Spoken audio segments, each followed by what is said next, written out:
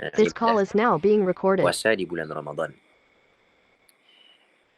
Sebelum tu, kita ada bincang berkenaan dengan ta'rif dari sudut bahasa dan dari sudut syarak.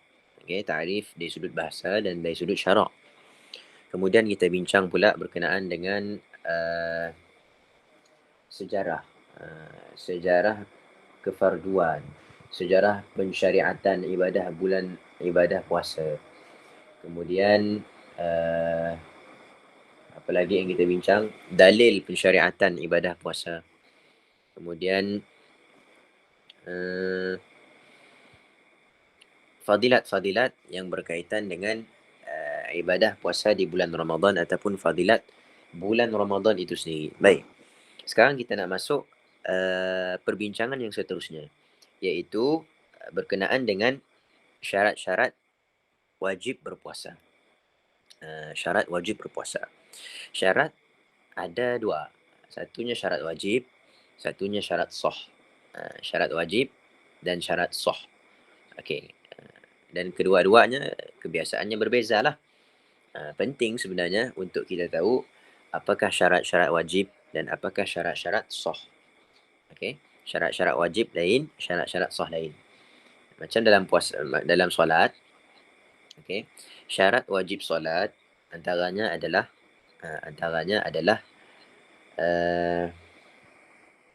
suci ataupun kering daripada haid dan nifas. Okey. Kering daripada haid dan nifas. Sama ada perempuannya tadi dah mandi ataupun belum, kewajipannya telah datang kepadanya. Okey. Telah datang kepadanya. Baik. Ia syarat wajib. Tapi untuknya nak solat, dia mesti meraihkan syarat sah pula.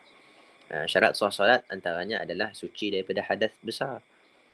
Jadi sebelumnya nak solat, mestinya mandi wajib dulu. Okey. Tapi semata-mata kering. Kering darah contohlah. Kering darah waktu asar. Okey. Kering darah waktu asar pukul 6. Kering darah pukul 6. Jadi semata-mata kering daripada haid dan nifas, maka kewajipan solat kembali. Okey, kewajipan solat kembali walaupun dia belum mandi wajib. Kewajipannya dah ada. Okey. Baik. Adapun untuk mengesahkan solat yang dia buat, maka hendaklah dia mandi hadas. Okey, bezalah antara syarat sah dan syarat wajib. Baik, cuma dalam bab puasa, syarat sah dengan syarat wajibnya si berbeza gila. Lebih kurang sama aja. Syarat sah dengan syarat wajib lebih kurang sama aja. Okey, lebih kurang sama aja. Dan dalam peta ataupun yang kita buat peta minda ya, ataupun dalam kitab Matan Abi Syuja' disebutkan 4 syarat wajib puasa. Okey. Syarat wajib puasa ada 4. Islam, baligh, berakal, mampu untuk berpuasa. Jadi tidak wajib berpuasa kepada mereka yang bersifat dengan selain daripada ini. Kalau orang ya bersifat selain daripada 4 yang kita sebutkan tadi, maka si diwajibkan puasa ke atasnya. Okey, si diwajibkan puasa ke atasnya. Baik. Kita akan bincang satu persatu perincian berkenaan dengan setiap syarat-syarat wajib puasa tersebut. Dan kita gandingkan siap-siap dengan syarat sah lah. Kita gandingkan siap-siap dengan syarat sah. Tengok bawah. Okey. Cuma dalam kitab Matan Abi Syuja' disebutkan 4. Sebenarnya ada 5. Ada satu lagi lah. Kita dah tambah siap-siap dekat bawah tu lah. Okey. Jadi syarat wajib puasa ada 5. Syarat sah puasa pula ada 4. Okey. Syarat wajib puasa ada 5. Syarat sah puasa ada 4. Baik. Yang pertama adalah Islam. Islam menjadi syarat wajib dan syarat sah untuk berpuasa. Okey.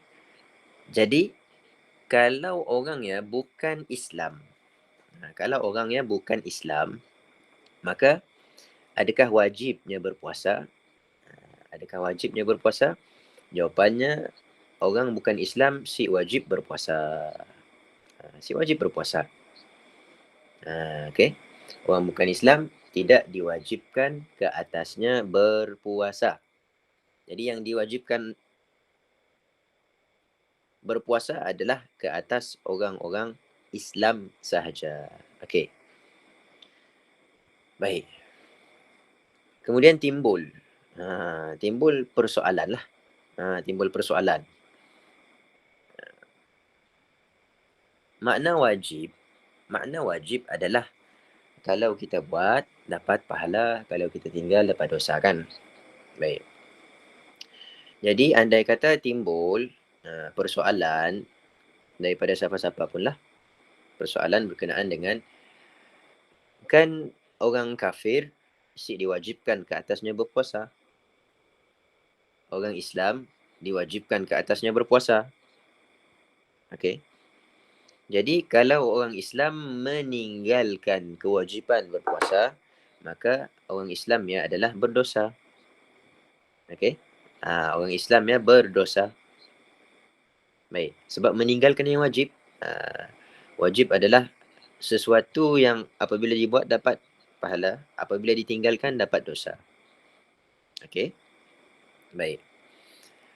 Jadi, adakah maknanya orang kafir yang tidak diwajibkan puasa ke atasnya, apabila mereka meninggalkan puasa, maksudnya Sid dikira meninggalkan kewajipan sebab Sid diwajibkan ke atas mereka berpuasa. Okey. Yang mungkin timbullah persoalan kalau orang nak berfikir pelik-pelik sikit lah. Okey. Jawapannya si. Baik. Kita kena faham bahawasanya orang kafir Sid diwajibkan ke atasnya berpuasa nisbah tuntutan di dunia sahaja. Okey. Nisbah tuntutan di dunia saja. Adapun nisbah akhirat, hukuman, hendaknya tetap akan dihukum disebabkan meninggalkan kewajipan berpuasa. Okey. Baik. Buktinya kita boleh tengok dalam Al-Quranul Karim, kata Allah Subhanahu wa taala, "Ma salakakum fi saqar? Qalu lam naku minal musallin."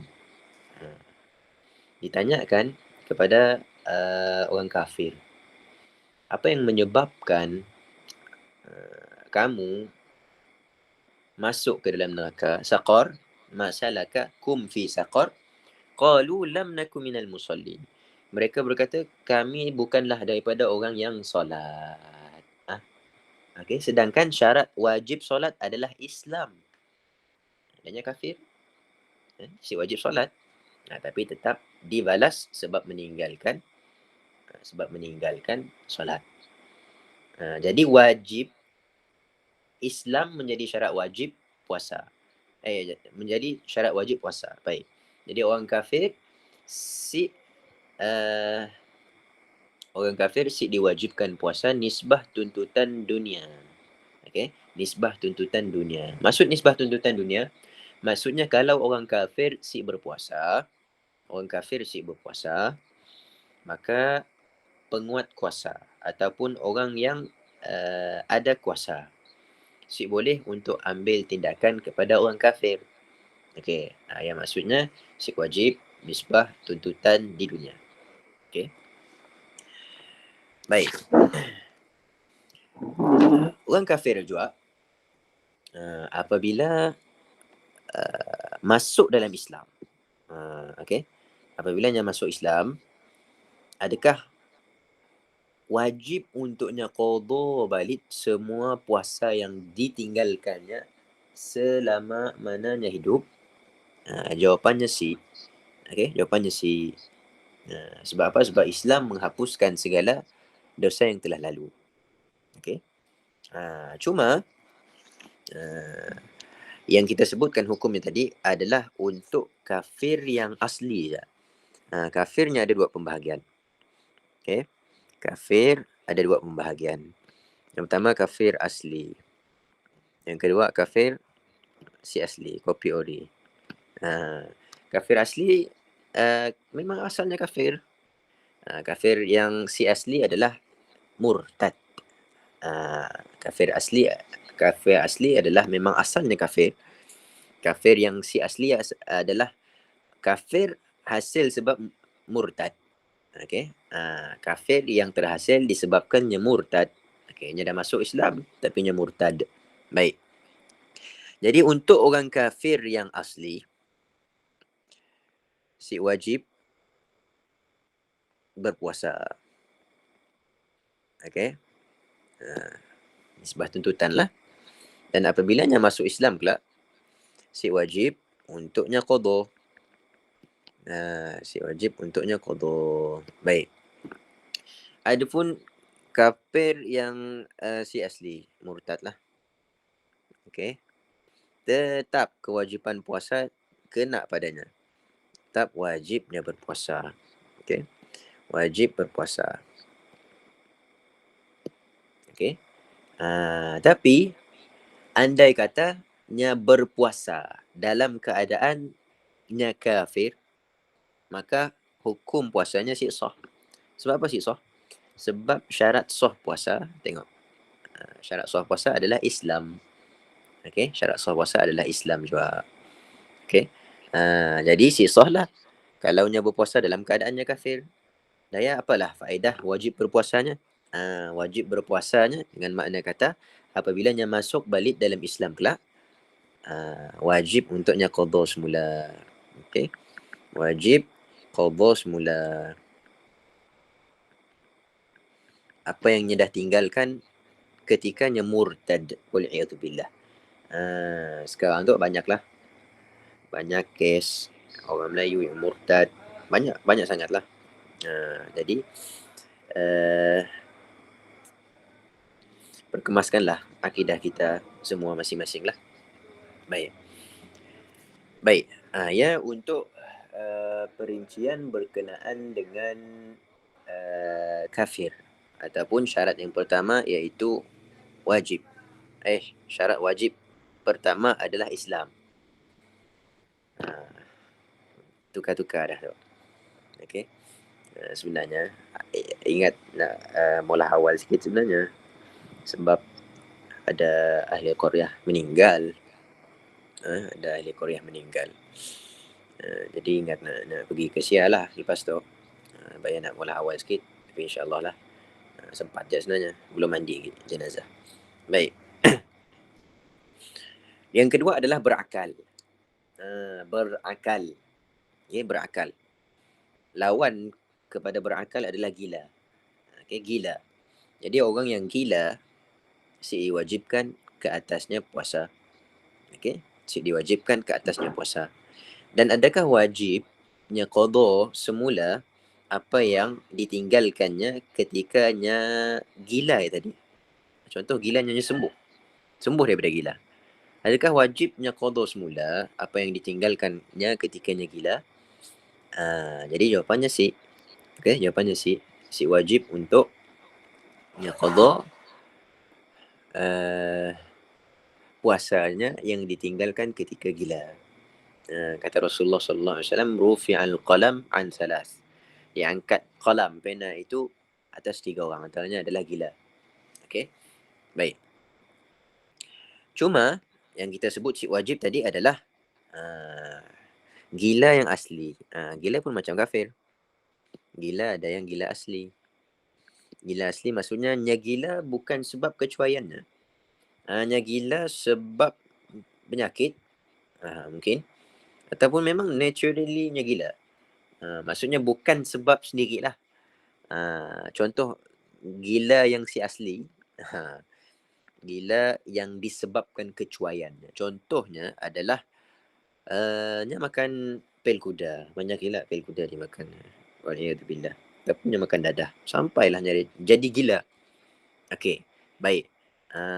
Untuk yang gila asli, si wajib berpuasa dan si wajib qada. Si wajib puasa, si wajib qada.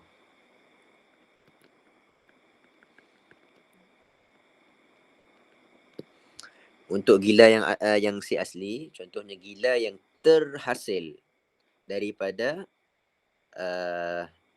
kecuaian dirinya sendiri, maka ia masih tetap wajibnya berpuasa, dengan makna kata wajibnya qada segala puasa yang ditinggalkan dalam keadaannya gila tadi. Tapi syarat gilanya mestilah disebabkan kecuaian dirinya lah. Okey. Yang si asli tetap wajib berpuasa. Wajib berpuasa. Wajib qada. Wajib berpuasa tu maksudnya kewajipan dia masih kekal. Masih ada. Dan apabila dia dah sembuh daripada gilanya tadi, wajib untuknya qada lah. Yang maksudnya wajib berpuasa. Baik. Tapi kalau dia berpuasa juga dalam keadaannya gila tadi, dia gila sekejap, dia puasa juga. Okay, dia puasa juga. Dia niat malam, dia puasa juga. Dalam keadaannya gila, syik sah. Puasanya syik sah. Sebab syarat sah puasa, tengok, syarat sah puasa berakal juga. Okay, itu sama dua-dua tu. Sama dua-dua. Sebab Islam ada perinciannya, asli si asli, akal berakal pun ada perinciannya, asli si asli. Okay, lebih kurang macam ni lah. Baik. Yang ketiga adalah baligh. Yang ketiga adalah baligh. Baik. Wajib ke atas setiap mereka yang baligh berpuasa. Okay. Lawannya, orang yang belum baligh ataupun kanak-kanak yang belum baligh tidak diwajibkan ke atasnya berpuasa. Yang macam ni adalah lawannya. Baik. Cuma dalam bincang berkenaan dengan baligh, maka kita kena bincang juga sedikit lah. Kita bincang sepintas lalu lah. Tanda-tanda baligh. Okay. Apabila disebut baligh, mesti ada tanda-tandanya. Okay. Kalau dalam kitab-kitab fiqh mazhab Syafi'i akan sebut 3 tanda. 3 tanda baligh. Yang pertama adalah keluar mani untuk lelaki dan perempuan. Kemudian cukup umur 15 tahun untuk lelaki dan perempuan. Kemudian yang ketiga adalah haid. Okay. Yang ketiga adalah haid. Baik. Ia tanda-tanda baligh.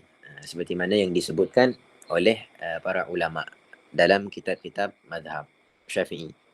Baik. Jadi kanak-kanak yang belum baligh si wajib berpuasa. Si wajib berpuasa.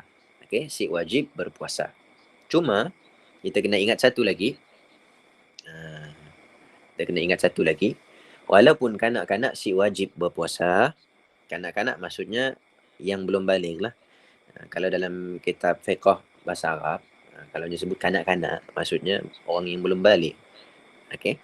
Jadi kanak-kanak walaupun dia belum berpuasa, kita perlu ingat satu benda, satu perkara, bahawasanya wajib ke atas wali. Okay? Wajib ke atas walinya untuk suruh anak-anak yang dah mumayyiz berpuasa ketika cukup umur 7 tahun. Okay?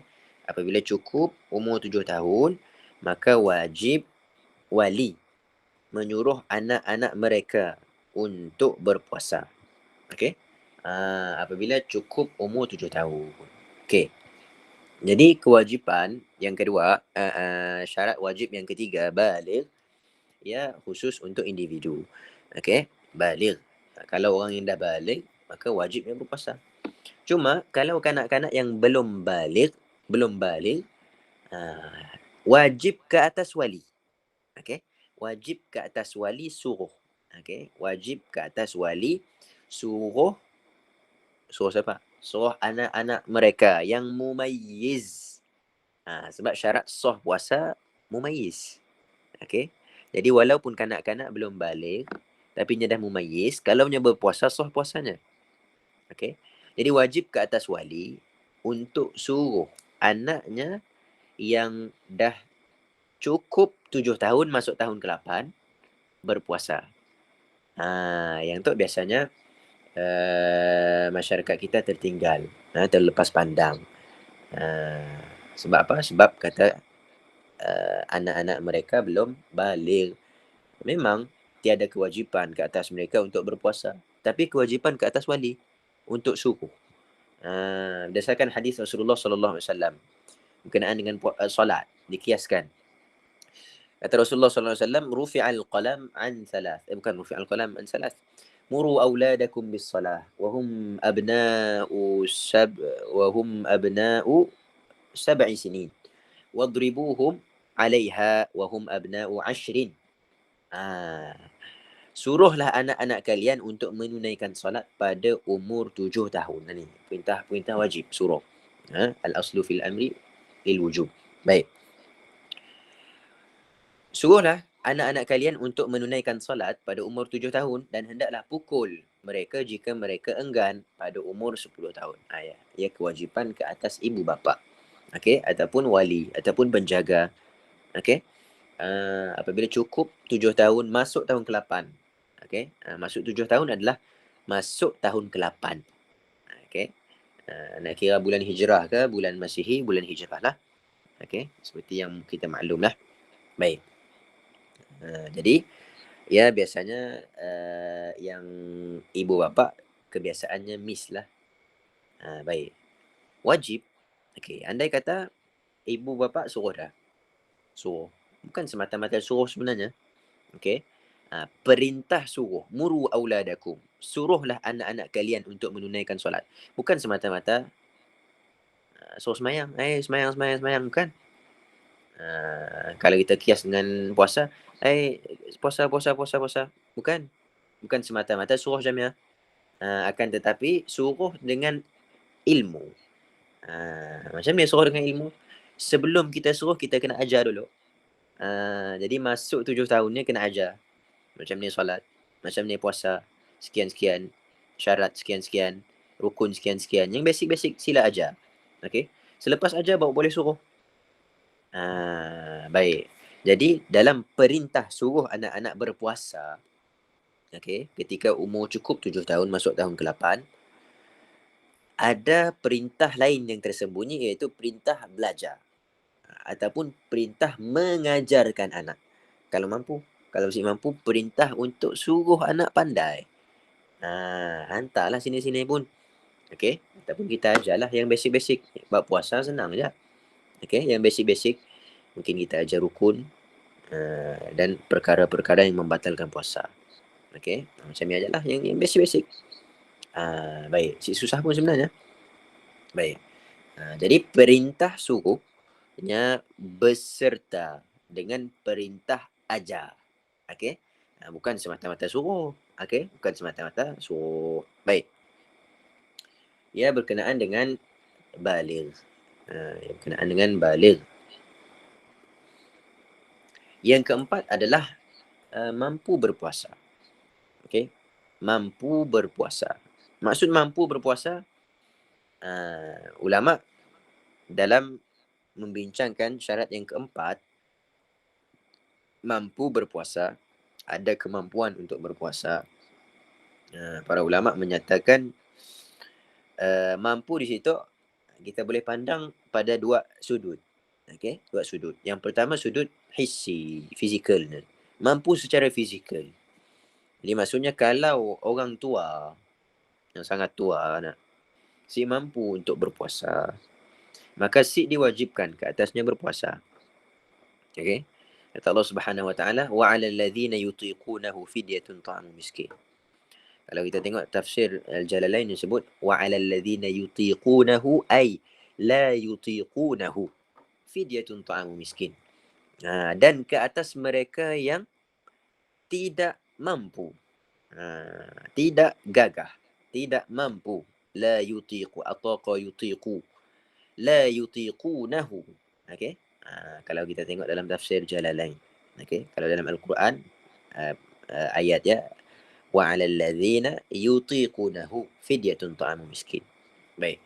Dan wajib ke atas mereka yang tidak mampu untuk berpuasa, fidyatun ta'amu miskin.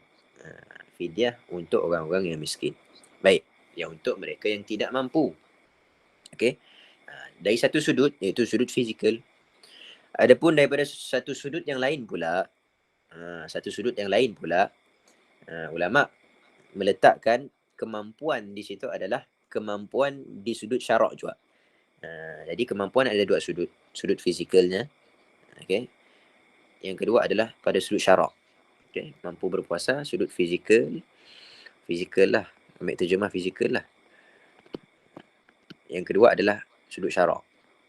Sudut syarak maksudnya perempuannya si haid dan si nifas. Kalau perempuan haid dan nifas, maka perempuan tersebut si mampu untuk berpuasa pada syarak. Okay, si mampu untuk berpuasa pada syarak. Maksudnya, si diwajibkan ke atasnya puasa. Walaupun diwajibkan ke atasnya qadha lah. Walaupun diwajibkan ke atasnya qadha lah. Okey. Baik. Jadi apa yang kita faham daripada syarat wajib yang keempat, andai kata perempuan suci daripada haid sebelum subuh. Contoh kita subuh pukul 5.30. Okey, nya suci 5.20. 5.20 nya suci dah. Baik. Jadi nya belum mandi. Suci dah tapi belum mandi.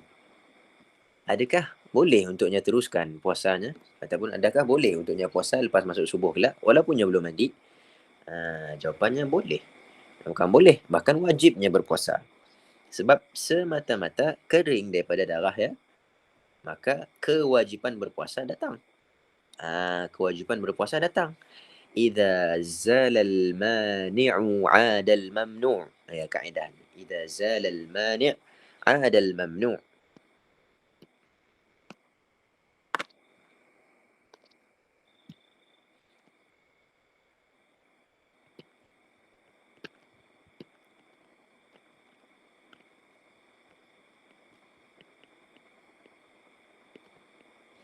Apabila hilang dah perkara yang menghalang, penghalang, maka akan kembalilah benda yang dihalang. Okey, sekarang untuk haid dan nifas yang menghalang kewajipan puasa. Apabila hilang haid, hilang nifas, keringlah maksudnya, maka kewajipan berpuasa kembali. Okey, kewajipan puasa kembali. Sedangkan belum masuk waktu subuh. Jadi tetap wajib ke atasnya untuk berpuasa. Okey, wajib ke atasnya untuk berpuasa. Dia belum sempat untuk mandi wajib.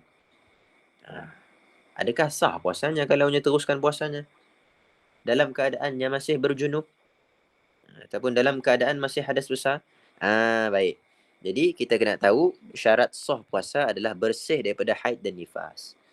Okey, bersih daripada haid nifas. Bersih maksudnya kering. Kering daripada haid dan nifas. Disyaratkan suci daripada hadas besar. Okey. Berbeza dengan syarat sah semayang. Syarat sah semayang suci daripada hadas besar. Baik, hadas besar. Syarat sah puasa bersih, kering daripada haid dan nifas. Walaupun perempuannya tadi belum mandi sekalipun, tetap puasanya sah. Puasanya wajib. Sebab apa wajib? Sebabnya mampu. Dan kalau dia buat puasanya, sah puasanya. Okey, sah puasanya. Baik. Sebab apa kita sentuh? Sebab ada sebahagian perempuan yang beranggapan bahawasanya selama mana dia belum mandi, selama ialah dia wajib untuk solat. Ya antara fahaman yang pelik lah. Okey, selama mana yang dia belum mandi, selama ialah dia diwajibkan solat. Banyak tempat yang kita jumpa perempuan berfahaman dengan fahaman macam ni lah. Bukan sedikit, banyak. Jadinya dia berhenti asar. Dia berhenti asar pukul 6.30. Okey, dia berhenti darah asar pukul 6.30. Pukul 6.35 azan maghrib. Jadinya belum sempat nak mandi. Dia mandi ke lepas maghrib.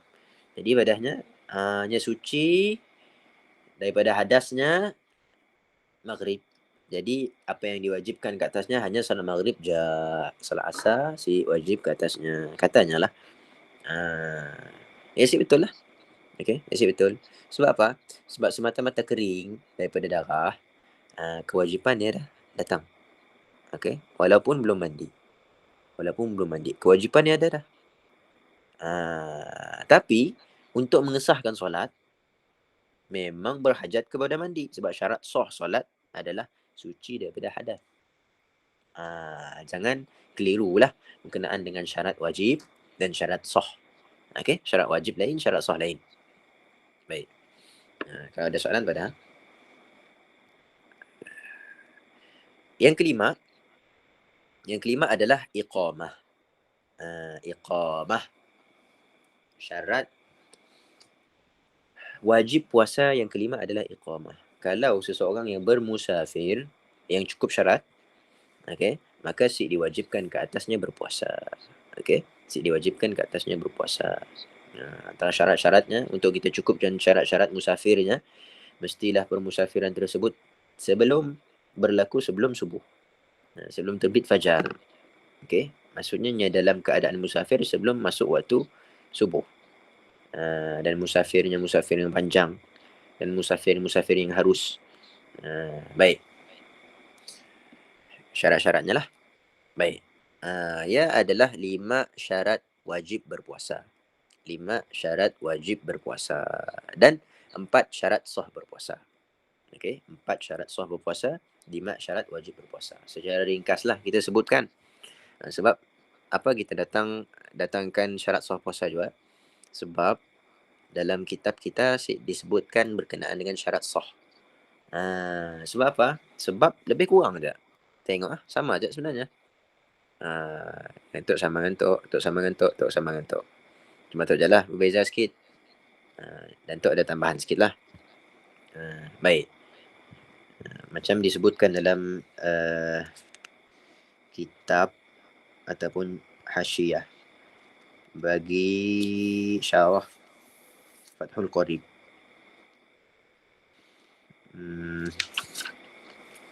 Tengok apa yang disebutnya.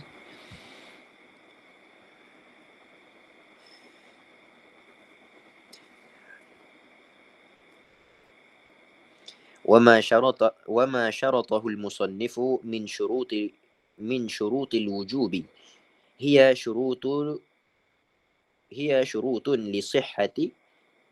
للصحة أيضا إلا البلوغ. Dan apa yang disyaratkan oleh musannif di dalam kitab Matan Abi Syuja', okey, adalah merupakan syarat sah juga, melainkan baligh. Jadi baligh bukan syarat sah. Baligh bukan syarat sah, akan tetapi hanya syarat wajib. Sebab dinyatakan dalam kitab Matan Abi Syuja' syarat sah sebab hampir sama. Okey. Jadi andai kata mereka yang kurang salah satu daripada syarat-syarat yang kita sebutkan tadi, kurang satu je. Okey, kurang satu je. Maka si wajib berpuasa ke atas mereka. Okey, si wajib berpuasa. Contohnya orang kafir si wajib berpuasa, kanak-kanak si wajib berpuasa. Contoh macam tadi kita sebut, wajib ke atas wali suruh anaknya berpuasa kalau cukup umur 7 tahun. Dia pun suruh anaknya berpuasa. Dan dia dah ajarkan untuk berpuasa. Kemudian dia suruh. Baik. Anaknya pun puasa, pada zahirnya puasa. Tapi belakang-belakang maknya, dia pun minum. Dia si puasa, yang membatalkan puasanya. Okey, persoalannya, adakah berdosa kanak-kanak tersebut? Cuba jawab.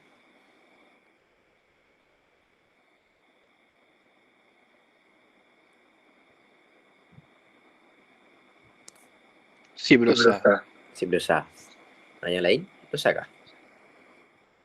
Kanak-kanak asyik berpuasa.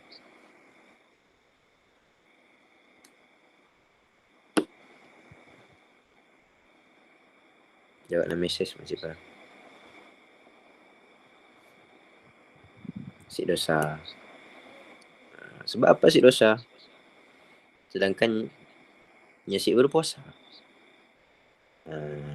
Puasa wajib. Ma'ulima minad din bid-darurah wajib. Bukan setakat orang Islam tahu puasa wajib, bahkan orang kafir pun tahu puasa wajib.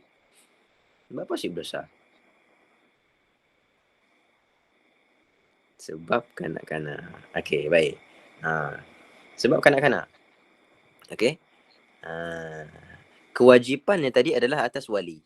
Okey. wali wajib suruh. Kanak-kanak tu nya pun ikut. Apabila nya ikut, tiba-tiba di belakang maknya nya membatalkan puasa. Jadi adakah berdosa kepadanya? Jawapannya si, sebab si diwajibkan ke atasnya. Okey, selesai satu. Sebab belum balik, belum wajib. Baik. Soalan yang kedua, adakah berdosa maknya tadi? Sebab wajib atasnya maknya suruh.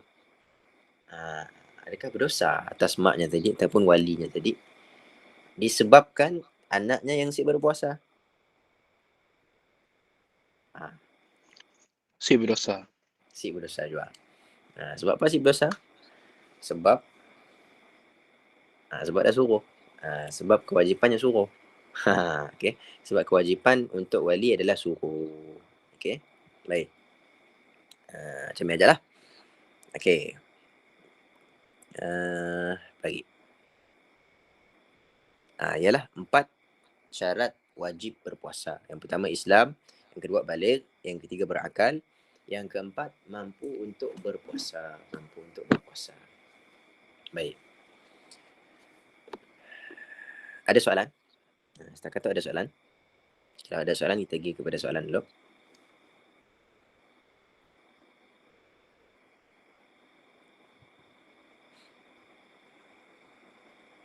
Boleh faham ke?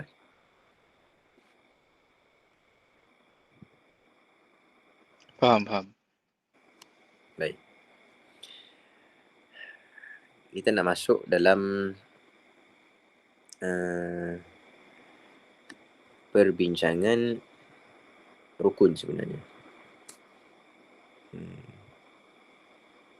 Kita nak masuk dalam perbincangan rukun. Okey, rukun puasa. Rukun puasa. Cuma rukun pertama ni ada panjang lah sebenarnya perbincangan. Cuma kita baca dulu lah. Baik. Rukun-rukun puasa. Rukun-rukun puasa yang disebutkan di dalam kitab Matan Abi Syuja' ada 4. Qala al-musannif wa faraidus shaumi 4 asya' an-niyyatu min al-laili wa ta'yinun niyyati wal imsaku 'anil akli wasyurbi wal jima'i wa ta'ammudil qai'i wa ma'rifatu tarafain nahar. Baik.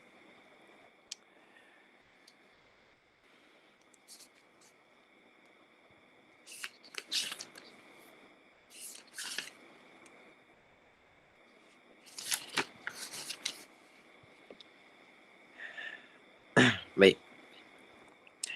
Jadi rukun puasa yang disebutkan dalam kitab kita ada 4. Sebenarnya 4, 2 kalau kita tengok berbeza dengan kitab-kitab lain sebenarnya sama aja sebenarnya. Cuma kitab lainnya combine, kitab sikit tu pecah-pecahkan, macam ni ajalah. Baik. Yang pertama adalah niat. Okey, niat. Sekiranya puasa itu wajib seperti Ramadan ataupun nazar, maka hendaklah diniatkan pada malam hari serta wajib menentukan puasa yang fardu seperti puasa Ramadan. Okey, dalam kitab kita ringkas je sebut berkenaan dengan niat.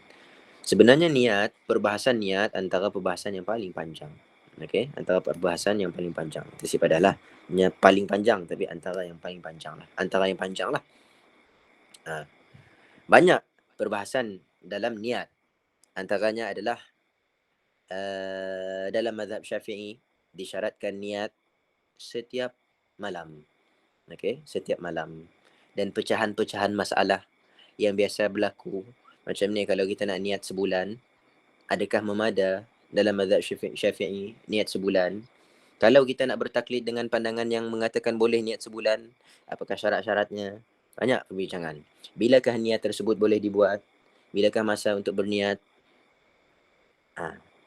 Adakah kalau selepas kita berniat dan selepas kita berniat kita melakukan perkara-perkara yang membatalkan puasa, adakah batal niat kita? Okey. Banyak. Kemudian berkenaan dengan apa lagi? Bab niat.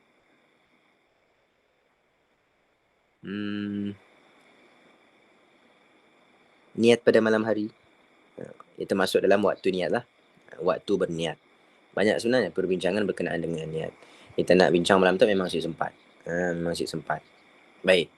Jadi kita akan tangguhkan perbincangan tu kepada malam Jumaat lah, insya-Allah, bab niat. Okey, insya-Allah kita akan bincang satu persatu. Yang paling pentingnya adalah berkenaan dengan apa yang kita biasa buat ketika berpuasa, ataupun pengamalan masyarakat kita ketika berpuasa dalam niat, iaitu niat 1 bulan ni lah. Ada beberapa syarat lah yang kita perlu raikan kalau kita nak bertaklid dengan pandangan mazhab Maliki yang mengatakan memada niat 1 kali untuk sebulan. Okey. Ada. Okey. Adapun dalam mazhab Syafi'i ia tidak memada. Memada maksudnya sah. Okey, dalam mazhab Syafi'i sah. Kalau kita niat sekali untuk sebulan, sah. Cuma kita akan bincanglah hari Jumaat lah, insya-Allah kita akan bincang berkenaan dengan niat secara detail lah, insya-Allah. Insya-Allah. Baik, ada soalan? Ada soalan? Kita nak habiskan awal dulu untuk hari itu. Ada soalan lagi?